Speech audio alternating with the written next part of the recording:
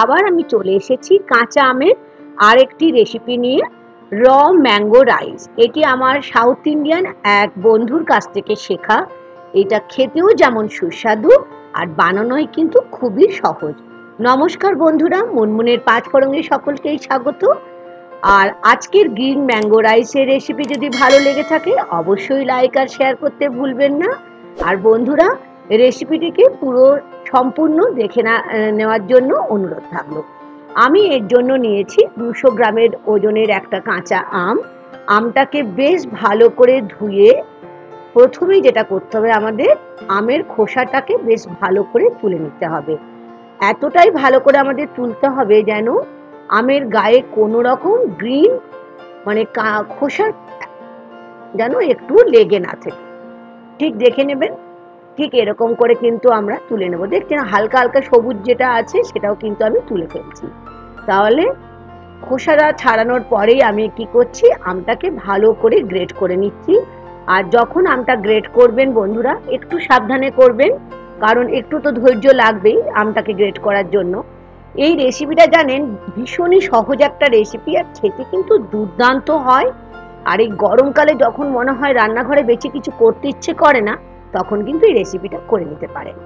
আমার আমটা কিন্তু গ্রেট করা হয়ে গেছে। আর আম শুধু এই রেসিপিতে আম তো লাগবে না, আর লাগবে কি ভাত।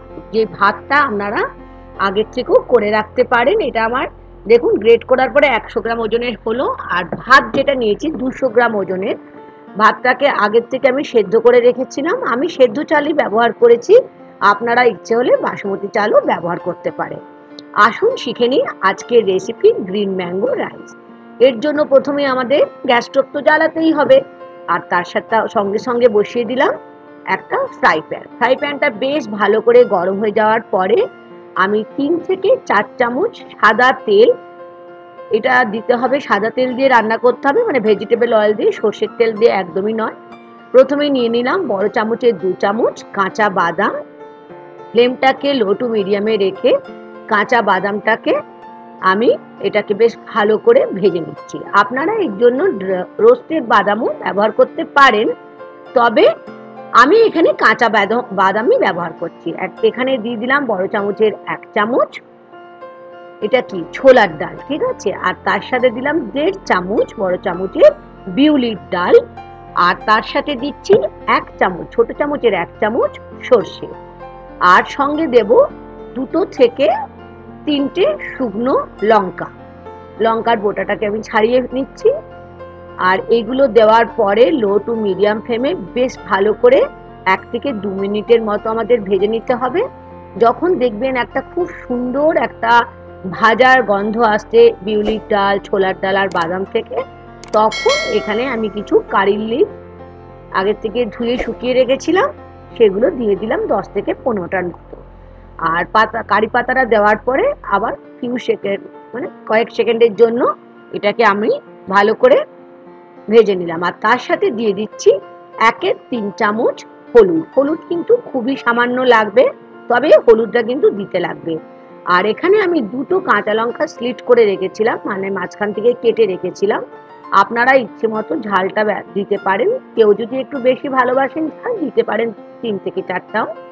কাঁচা লঙ্কা দেওয়ার পরে বেশ ভালো করে একটু ভেজে নেওয়ার পরে যে 100 গ্রাম ওজনের আমটা আমি গ্রেট করে রেখেছিলাম, মানে ওই আম নিয়েছিলাম 200 গ্রামের, গ্রেট করার পরে সেটা 100 গ্রাম ওজন হয়েছিল, সেটাকে দিয়ে এখন আমাকে বেশ ভালো করে মিশিয়ে নিয়ে লো টু মিডিয়াম ফ্লেমে এটাকে কুক করে নিতে হবে। আর যখন এটাকে ভাজবেন তখন কিন্তু আঁচটা কিন্তু অবশ্যই লো টু মিডিয়ামে রাখবেন। এখন এখানে মিশিয়ে নিচ্ছি লবণ, 1.5 চামচের মতো আমি নিলাম। লবণটা অবশ্যই আপনারা আপনাদের স্বাদ অনুযায়ী নেবেন, আর লবণটা লাস্টের দিকে একবার চেক করে নেওয়াটাই বেটার। এখন দেখুন 5 থেকে 10 সেকেন্ডের মতো আমি কিন্তু এটাকে লো ফ্লেমে আমটাকে সুন্দরভাবে মশলার সঙ্গে ভেজে নিচ্ছি।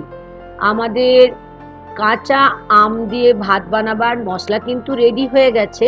আপনারা এই পেস্টটা এতটা পর্যন্ত করেও রেখে দিতে পারেন ফ্রিজে, পরের দিনে হয়তো রাইস হলো এক্সট্রা হলো সেটাও ব্যবহার করতে পারেন। তবে এখন দেখে নিন, আমি যে ভাতটাকে বয়েল করে রেখেছিলাম আগের থেকে সেটা এর মধ্যে মিশিয়ে দিলাম। আর যখন কিন্তু ভাতটা দেবেন তখন কিন্তু অবশ্যই গ্যাসের ফ্লেমটাকে বন্ধ করতে ভুলবেন না বন্ধুরা।